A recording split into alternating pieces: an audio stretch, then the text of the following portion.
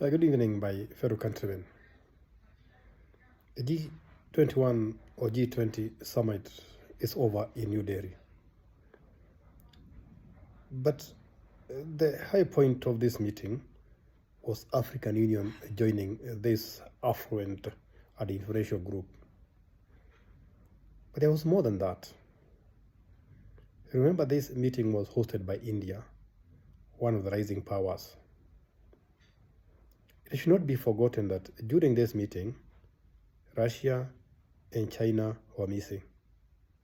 And that gave India a lot of limelight, a lot of leeway to project her power, particularly soft power, to the rest of the world. I could not fail to notice one very important occasion when Indian Prime Minister Modi was shaking hands with the British Prime Minister Rishi Sunak, an Indian of East African or Kenyan origin. I wonder how Rishi Sunak felt shaking the hand of his fellow countryman, a country that was once a colony of UK. It's one of those things we refer to as reverse roles, that a son of a former colony can become the prime minister of the colonizing power. This meeting was not just about G21. It clearly showed that India is coming of age, that India is getting to the global stage.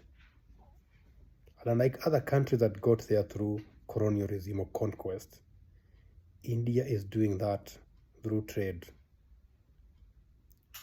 through manufacturing, through exports. And another factor that is often forgotten, her intellectual power. Google and other big companies are headed by an Indian. And when you look at areas where brains matter, you cannot ignore Indians. As early as 1931, an Indian had won a Nobel Prize in physics. Who cannot remember the Raman effect or the Bose-Einstein equation? So this meeting gave India a chance to show the world that the Indian century is probably arriving prematurely. We are focused on China. We are all focused on war in Ukraine. But I think slowly by slowly, India is taking her stake or taking up her position on the global scheme of things.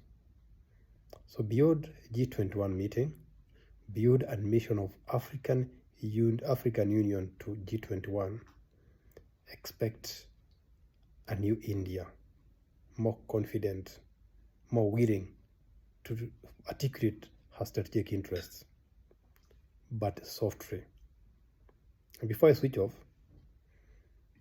remember, now we are hearing of Indian movies, beyond Indian medical services and Indian drugs.